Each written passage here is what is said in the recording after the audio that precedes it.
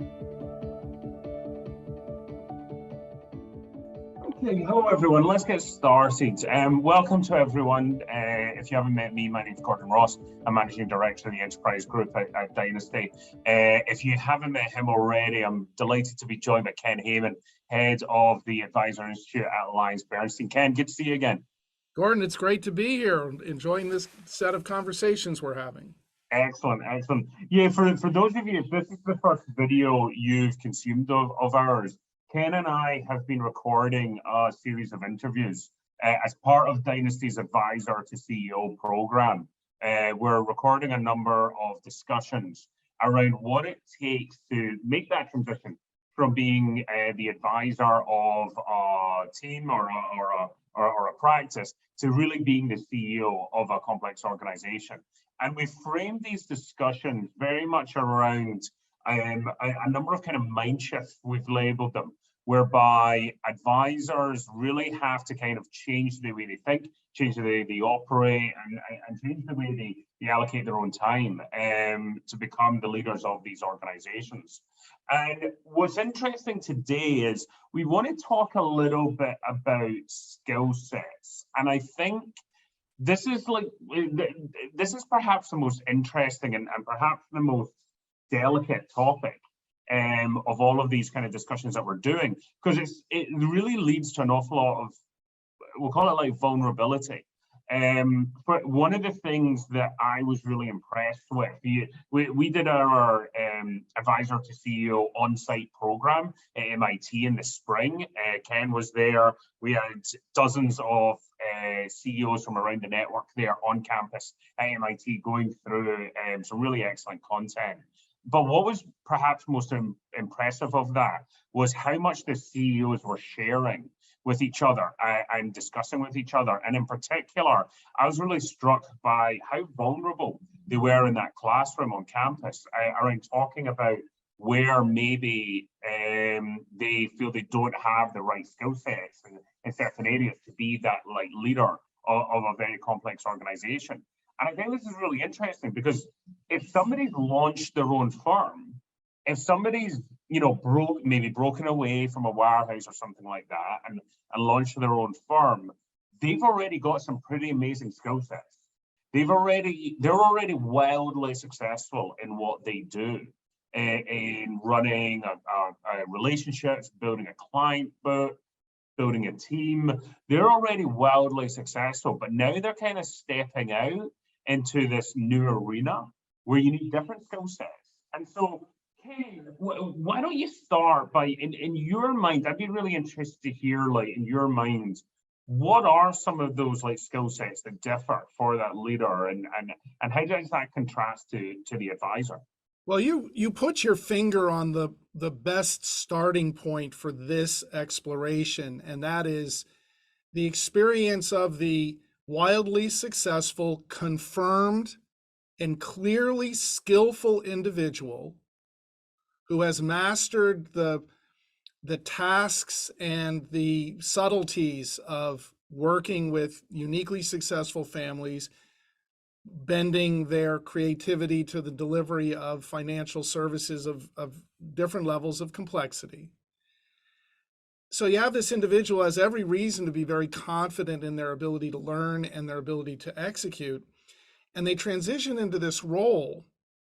And it's the expectation, I think, in our culture especially, Gordon, is that, well, that, the CEO role is the ultimate confirmation, and I am now in an incredibly formally powerful role. And, now all paths lead to this confirmation of my alphaness in the world. And what is in fact the case when you work with the great CEOs, the ones that have transitioned well and are performing exceptionally well. And there was a number of them at the event that I spoke to that I've known for a number of years. And what's interesting about that is that to a person, rather than feeling the movement into the CEO is a confirmation of achieved skill, their experience is the movement into the role of the CEO is a challenge, the greatest challenge they've ever taken on. And in fact, they realize either as they enter in or in fact soon thereafter that the challenges they're now facing are, first of all, numerous, second of all, significant, and third of all, they're not really prepared for this. Now, this is a phenomenon that's true in every industry.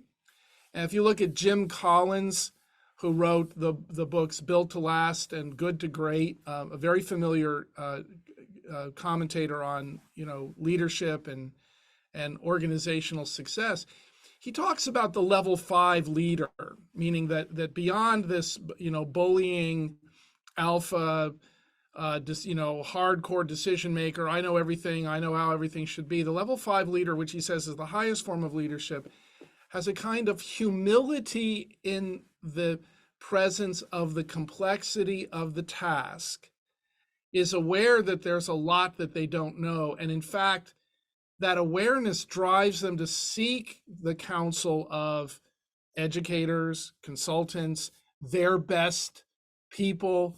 And this level 5 leader is actually, rather than the answer person, they're actually more involved in asking questions and exploring and trying to figure out what's the best way for us to do this.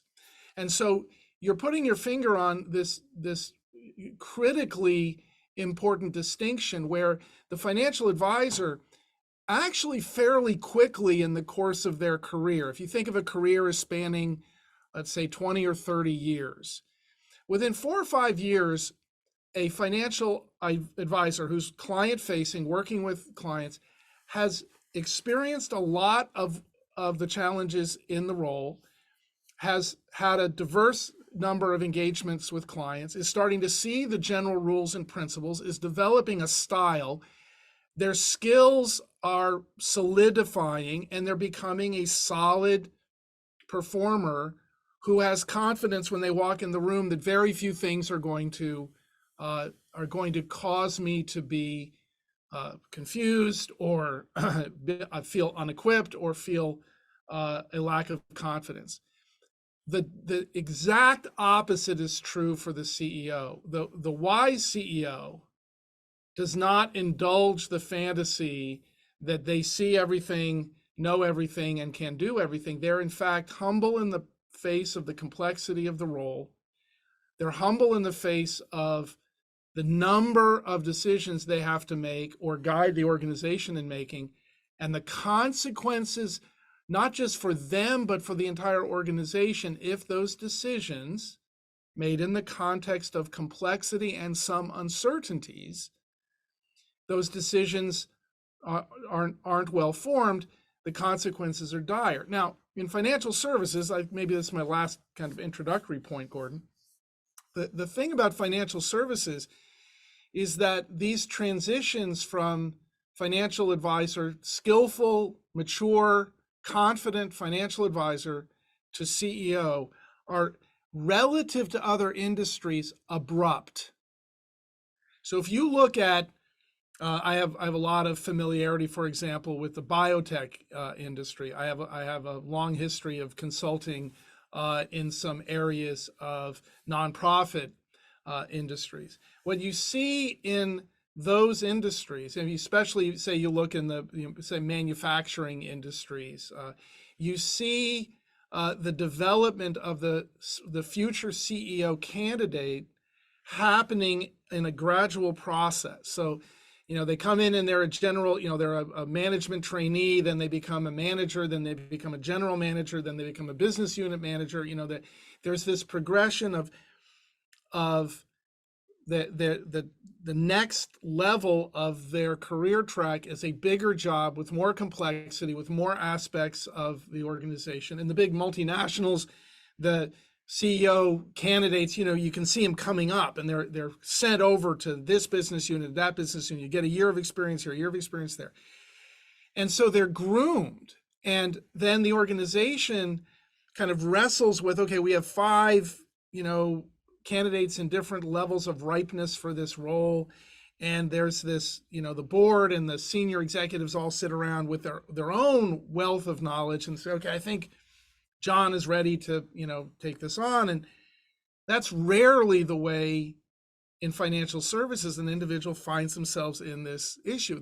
Their success drives and accelerates them to a position of great influence.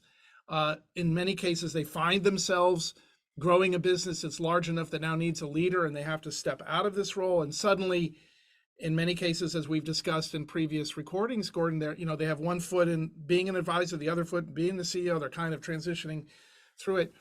And so there isn't this long grooming process. And so what we saw in the program that you guys had in the fall was this hunger for these different individuals facing these many challenges to sit down and talk with each other about it. And I will tell you that one characteristic of humility in the face of the role, that awareness of that, and it's a dynamic tension. I've got a lot of skills, I got a lot of knowledge, I know a lot about what I'm doing, and I'm now in a role that from time to time I'm going to be in situations where I'm not terribly sure what I'm doing.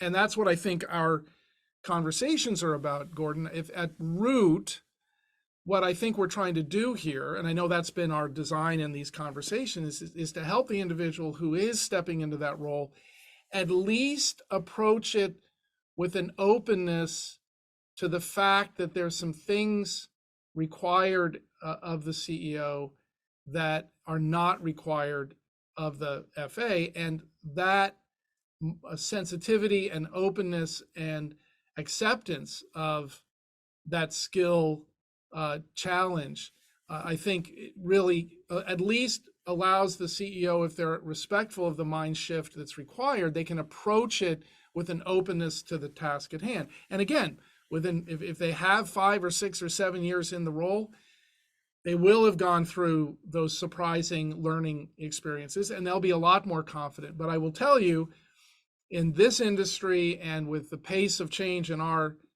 culture, Gordon, no one should ever be so foolish as to think that they're ready for everything or anything that they may encounter, because the world is a rapidly changing place, and running these exciting businesses is going to always present itself with new and unexpected challenges.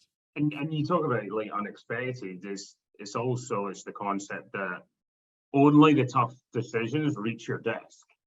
If it was an easy decision, it probably shouldn't have involved you. Yeah, by the time it gets to the CEO. I want to pick up on something you said, which around these kind of skill sets, and you've talked before around how people learn, and there's you've made reference to certain teachings around kind of 4 ways learning and stuff like that. Do you think the CEO learns different or should learn differently than the advisor? I don't think they could or should learn differently, because I think learning is a kind of a built-in neurological function. You're hardwired one way or the other. Exactly. We some of us prefer to read stuff, some of us prefer to hear stuff. I mean, those kind of distinctions are not as important as the larger set of issues that you're describing. The model that I've talked about in the past, and I think is helpful here, and glad you brought that up, is a model of the experience of competency and how much of your competency can you shift from your conscious awareness and kind of intentional decision making, and how much can you allow to be flow. And there's a very interesting combination of ideas here, Gordon, that and for the CEO I think can be extremely powerful, because it helps them maintain the right point of view about the experiences they're having. I love that you bring up this idea that the CEO, only the tough decisions get up to their desk. In a well-run organization, decisions that can be decided upon by standard procedures should be decided upon lower in the organization. So the development of standard procedures allows the CEO to remove themselves from those things that are management challenges. Management is simply executing standard procedures accurately. And they stay in the role of leadership, where leadership is the requirement to make decisions for which we do not have a standard procedure and which there are trade-offs and consequences, some of which we can't necessarily predict. So leadership is, and that's the hallmark of a great CEO. They spend as much time as possible grappling with leadership decisions. How do we decide about this issue? How do we determine where we're headed? Of all the choices we could make, which is the best choice for us to make? These are not easy, and there's no easy guidance here. Now, experience helps you with that, and that's one of the reasons when I describe how CEOs in other industries are groomed. The hope is that they've watched others above them through the course of their career and had experiences themselves where they had to wrestle things through, and they can draw upon all those previous experiences where they were either an observer or an observer participant, but they were watching someone grapple with the kind of or the class of decision or issue that they ultimately will have to deal with.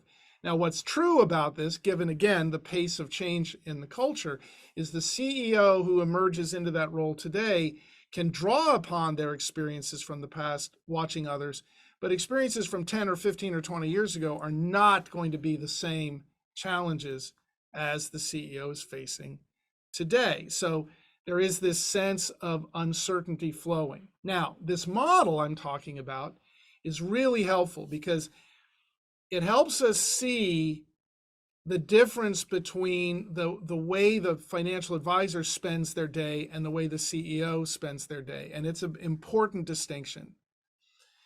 The model describes 4 steps. And the first step in learning is actually not a step at all. It's where we all start. And that is described as unconscious incompetence, which is to say you don't know what you don't know. So when I was 12, I saw my father driving the car, but I did not know how to drive a car. And so I am unconsciously incompetent, and sometimes you see little kids with their little steering wheel in their car seat pretending like they're driving. They're utterly incompetent. They don't have any idea what they're doing. All learning starts for every human on the planet for all time. All learning starts when you become consciously aware of your incompetence. So you become consciously incompetent. So the first time I walk out on a football field, when I'm 5 or 6 or 7 or 8, whenever I start playing, I am incompetent compared to someone who's been doing it 3 or 4 or 5 years. And so part of the pain of learning, part of the pain of being the new financial advisor, part of the pain of being the new CEO is the fact that you're now conscious of your incompetence. That grooming process is designed to reduce that incompetence as much as possible. But nevertheless, even if you've been groomed for 20 years to be the CEO, you're still stepping into a role you've never had before. You're going to feel consciously incompetent. Now, that bad, painful feeling of incompetence is what drives you to learn. I gather information, I observe others, I listen to stories of others. And by the way, that's one of the hallmarks of human learning, is that not only can we learn through trial and error, which is what animals use, right? Instinct and trial and error. Some higher animals actually observe their parents and learn from that. So humans do a lot of observing, but we can also learn from stories, which is sort of like a transported observation mediated through language. So we can listen to other people tell us stories about what they've encountered. That, by the way, was the hallmark of your program when you brought all the new CEOs together in the fall. So the idea here is the human being who's consciously incompetent strives to gather information through various means, and that leads to then the mastery of their role. That's conscious competency. So the first time you drive the car, you're all over the place. Hopefully dad or mom took you to the parking lot and you kind of didn't run into things and it was wide open and you kind of got a feel for the car. Then you get out on the road and you start driving, and pretty quickly you're consciously competent. But what ultimately has to happen for masterable roles, for roles that are discrete in their skills, like driving, is you want to become unconsciously competent. You want it to become natural. You want the skills to kind of go down into your unconscious mind. And so most of the people listening to me know what it feels like to drive unconsciously. You're driving along, your unconscious mind is in charge of the driving. You're talking to your buddy. You are adjusting the radio. You might even be checking your text, which, by the way, is a very disruptive interruption to driving. Actually, the research says that if you're checking your texts while driving, you're more impaired than if you were legally drunk because of the attention shift that's. Wow. But the point I'm making there is you start to feel this unconscious competency and you drive really well. And when something happens, you kind of immediately adjust without even thinking about it. That's the experience of the advisor, the financial advisor. 3, 4, 5 years in, they start to have this sense of, I know exactly what's happening here. I feel the flow of this meeting. I'm in a flow state because this is a natural state for me to be in. Everything makes sense. And it's like, say you've mastered a sport. When I was in college, I played racquetball at a fairly high level. And you would walk out on the court, you take a minute or two to kind of orient, and then the game starts and you move into that flow state, which is part of what makes fast-paced games so compelling for humans. Is if you know how to play the game, you get into this flow state and things just happen naturally. Most financial advisors, if I talk to them, who when they're in that moment of performance, they experience a flow state, and it's kind of unconscious competency. Here's the problem for the CEO. Because the role, as we've discussed, requires such a broad scope of attention, the use of information at multiple levels, the need to make decisions without standard procedures to inform that, the need to make decisions you may never have faced before, the need to make so many decisions because of things that are coming at you or disruptions that you now have to cope with and adapt to. You can't ever achieve unconscious competency. So you can't ever get into a flow state. So the role of the CEO, for most of the time, you're aware that you're either barely consciously competent, meaning that you've sort of learned how to do this and you have a sense of how to make this decision or what's at stake here, or you're in fact feeling or consciously incompetent. Wow, I've never faced this before. Jiminy Cricket, there's a lot of implications here. The consequences of this decision could be pretty significant. And so the anxiety of those uncertainties are weigh on the role of the CEO. It actually creates more stress than the role of the financial advisor. A simple way of saying what I'm saying here, and I'm hoping that as individuals are thinking about these transitions, they can see themselves in this way. And I would hope you would be gentle with yourself and supportive of yourself. Is the role of the financial advisor is one that you can master and execute with mastery. The role of the CEO is an ever-shifting, ever-changing, constantly challenging leadership role that disallows you from ever feeling like you got it. I remember the manager who brought me into this industry back in 1991. That's how long ago this was. He's long since retired, but I remember him saying over and over, he said it to me, he said it to other people, he said, you're going to be in this business, the financial services business, for 10 years, 20 years, 30 years, no matter how long you're in it, you're always going to feel, man, if I could have just stayed in another week, I could have figured out how it all worked. And I think that's the experience of great leaders, is that with the humility in the face of the complexity of the role, they're aware that they're constantly trying to figure it out and they're constantly figuring it out. And yet the next challenge continues to come. And if you can be mindful of that and tolerant of that, it can be a pretty exciting and creative place to be. But it does require you to be mindful that that is the challenge in front of you. So if you compare that to, like, if you compare that to the role of the advisor, you know, as you said, like as you go on as an advisor, the more years you rack up as an advisor, your confidence level is going to increase. Are you saying like it can never like increase with the CEO, like having that level of confidence in their skill set, or are they constantly on that kind of inferiority complex? Well, I think that's an overstatement. I think for the first several years of being in the CEO role, it's healthy to have a bit of an inferiority complex, as you shared with us, Gordon, what the experience of the CEOs that you brought together. And it's not like absolute inferiority, as you pointed out at the beginning. These are very skillful, very talented individuals that use information well, cope with risk very well, are very high functioning, performing individuals.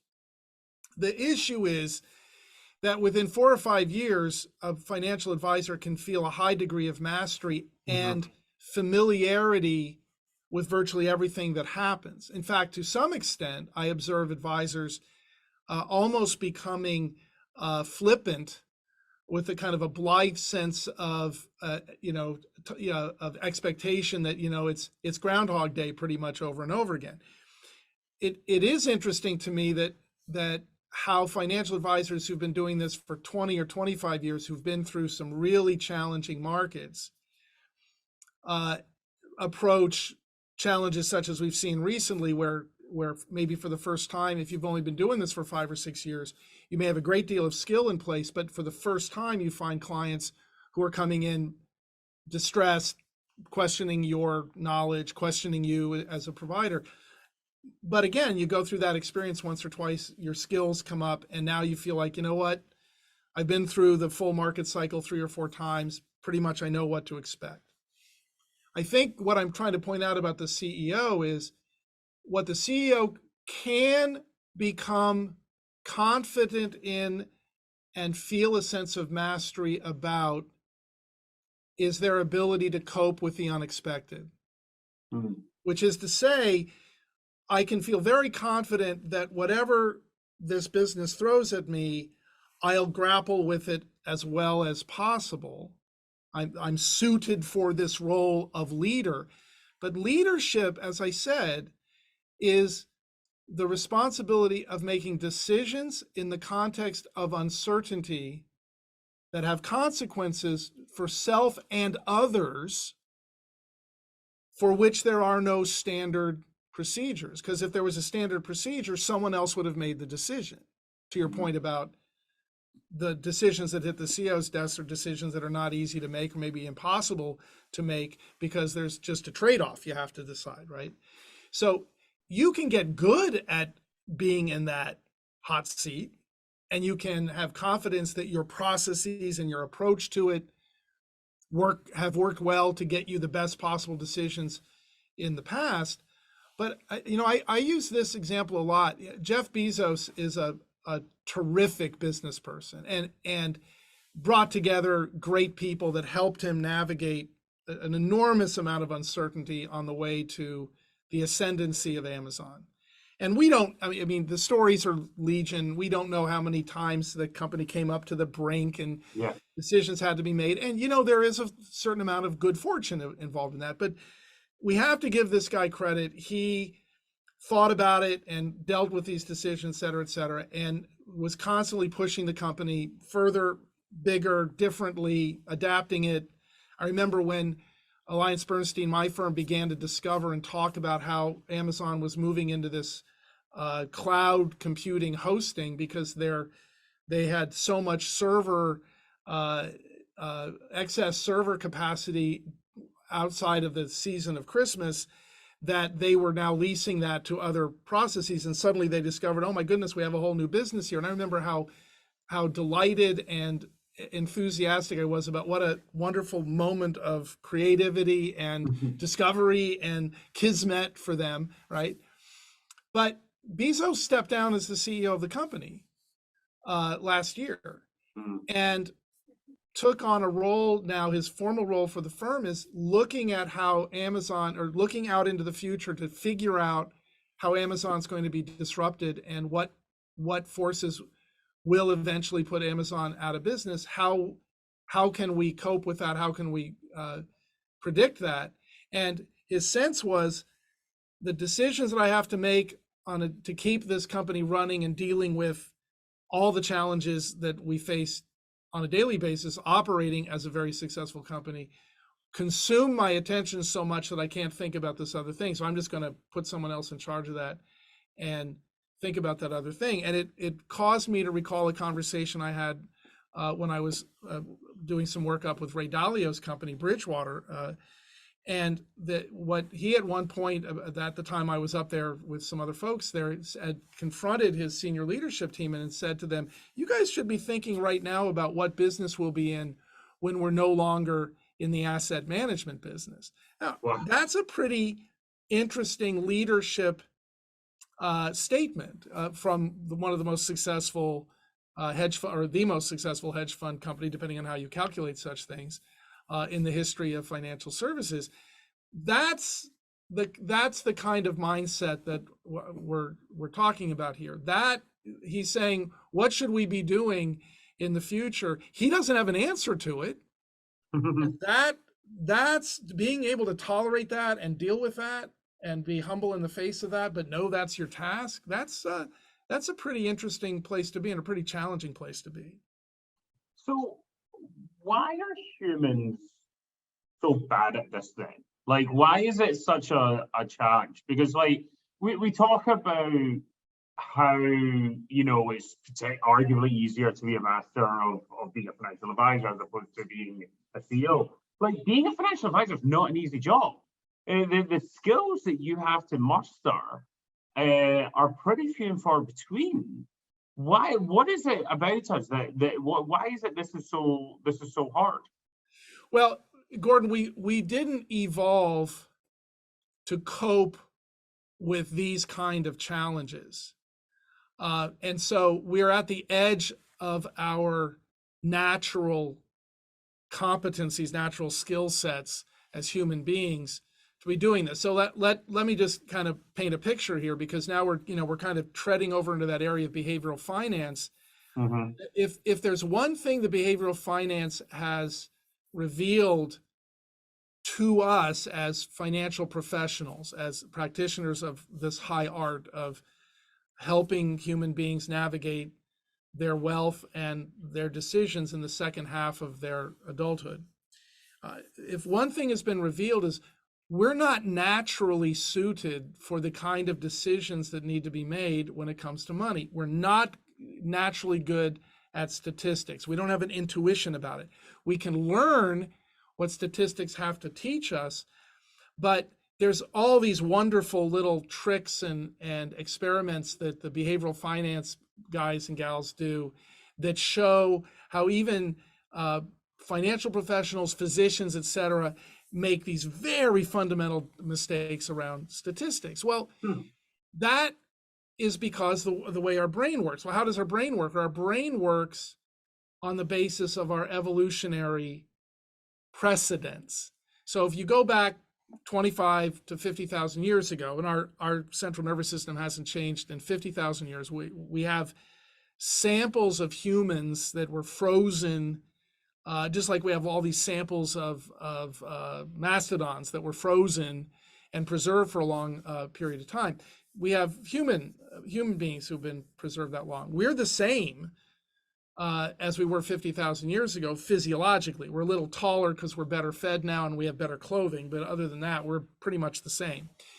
And what that means is our brains are operating with the same wetware that we operated with when we were Paleolithic in humans coping with a challenging ecology. The thing about the ecologies that human beings evolved to master is they're very stable. And so by the time you were 12 or 13 as a Paleolithic human, you had observed your adults around you, your parents and the small family unit you lived with. They had taught you by storytelling or instruction, how to chip a flint and how to make a spear and all the skills you were going to need to survive. And you then survived by executing what you knew. Humans love that, right? If you talk with hundreds of financial advisors, as I do, and use financial advisor as a sample of humans, and you say to financial advisors, how many times have you reinvented your business over the course of your career in a significant way? Did you transition from brokerage to fee-based, advisory? Did you transition from advisory to advisory with discretion? Did you transition from mutual funds to SMAs? How many times did you make those transitions? It's very few, and it's done reluctantly, often only because they were forced to, except for a very small number of advisors who gravitate to new ideas. They're called early adopters, and they're statistically anomalous in our industry, because our industry actually selects for more conservatively behaving humans because of the cost of making, if you're not conservative in your decision making, the places where things break down and cost accrue are great. And so the industry kind of selects for careful decision makers who are slow on the trigger on that sort of thing. Well, our natural tendency is to figure out our environment, figure out the skills required for it, master it, and then execute on it. And so you have advisors who've been essentially doing the same set of skills, the same client review, the same discovery process, the same decisions about how to build portfolios. Their tools evolve and they have to adapt some things, but pretty much what they're doing is the same. And when things change around and they look forward to getting back to the way they'd always done it. That's human nature. That's human instinct. Even individuals who are highly oriented toward new things find the pace of challenges that you're facing, the uncertainties in life, difficult. It's stressful. Now, so you take this human being that's wired up to master the way it is, learn something and execute on it. You now plop them down in the third decade of the 21st century. And what you have now is a digitally enabled accelerant of the pace of change. The time from raw discovery and innovation to research that confirms the discovery, to the solidification, to engineering, to prototyping, to manufacturing, to distribution, to maturity, to disruption, and again, the next S curve and the next S curve, the time that's happening is getting smaller and smaller. And so I have with little doubt, the financial advisor who enters into the business today will see the collapsing in time of the disruptions and the new challenges they're going to have to face and overcome much more rapidly than the advisor who came in with a big rush of advisors in the 1980s and the 1990s, who are now in the process of retiring.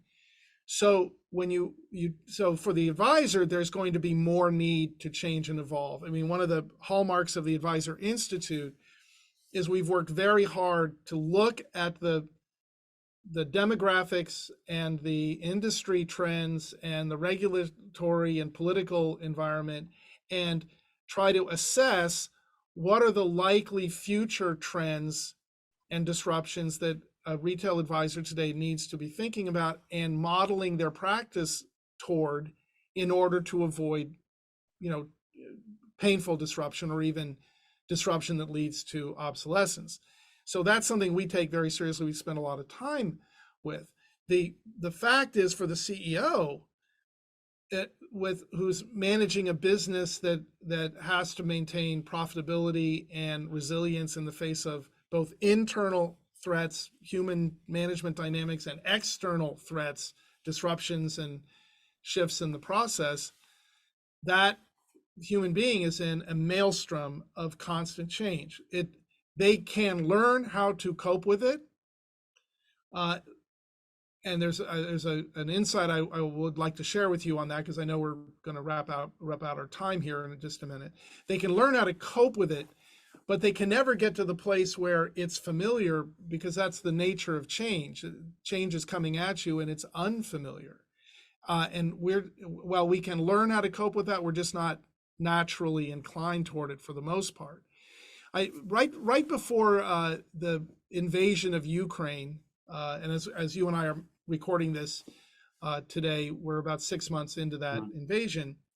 I was watching a Ukrainian colonel being interviewed, and I forget it was some kind of news documentary show, and he was talking about he was a commanding officer of a large number of soldiers, many of whom were newer in being recruited. Obviously, there was a ramping up that was going on, and they were showing him some of the training, the rigorous training they were going through, and it was pretty frightening what these poor people were going through to prepare to be able to function in combat. And he said something that just went all the way into me, because it was so true, and I've seen it in so many cases in the world. He said, at the moment of performance, now certainly at the moment of combat, but I apply this to the moment of performance, when you have to make a decision bringing together all of your skills to something you've never faced before.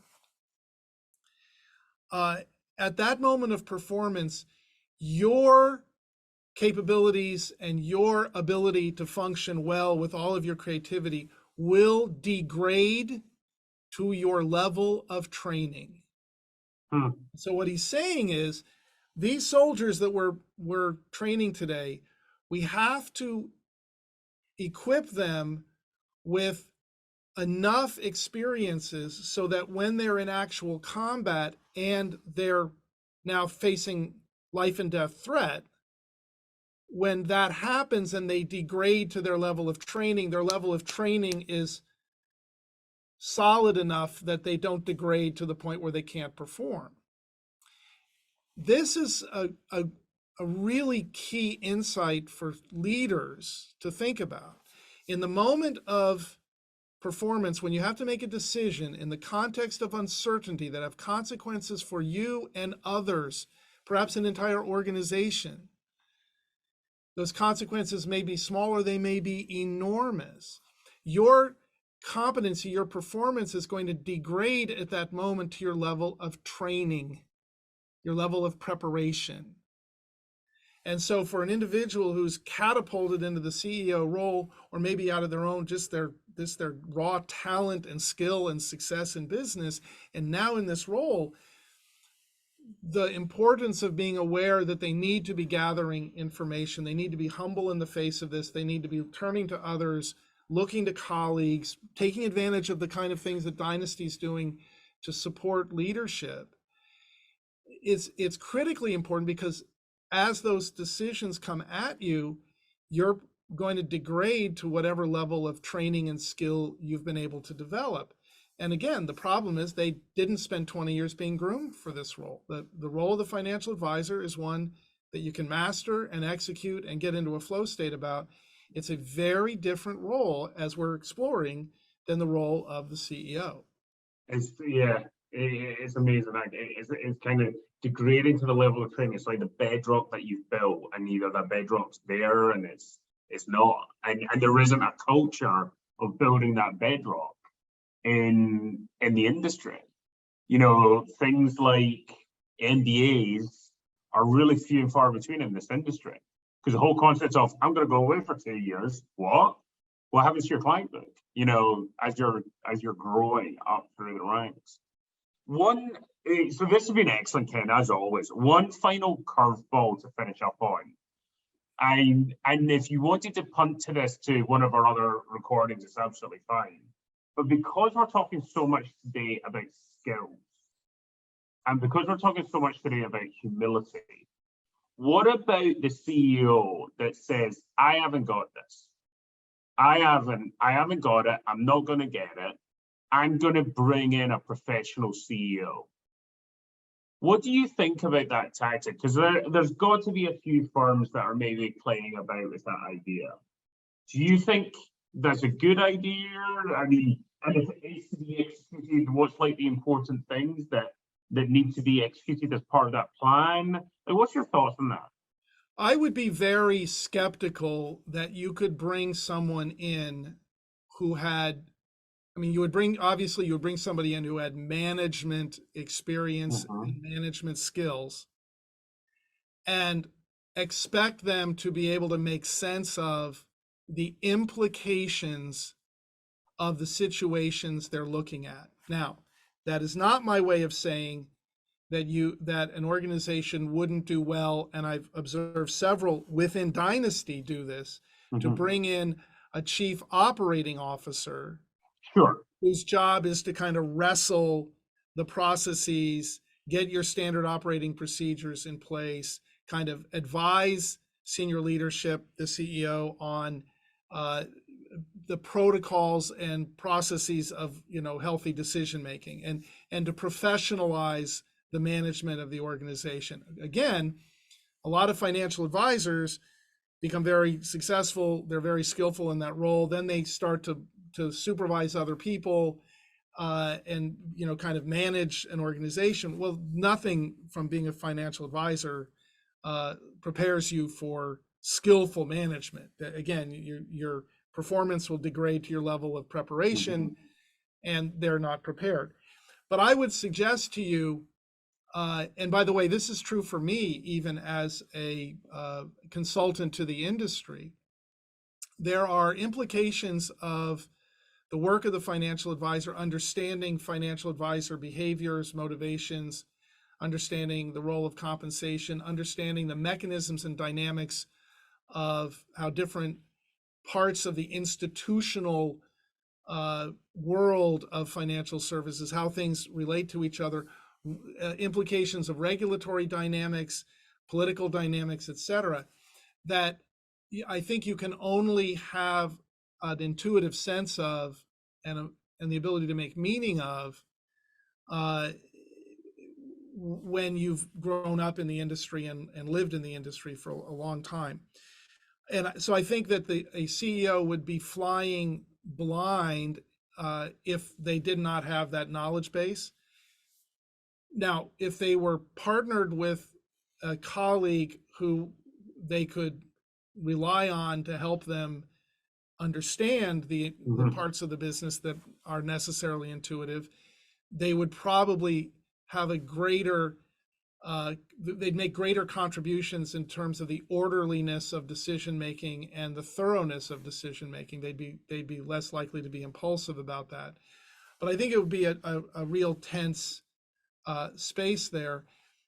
If I was bringing a CEO in, I would definitely want that CEO to be humble in the presence of the aspects of the industry that they did not know. And I'm thinking, for example, I've consulted in a lot of industries, from nonprofit industry to financial services to manufacturing. I've done, real estate. I've done a lot of stuff over the course of my career.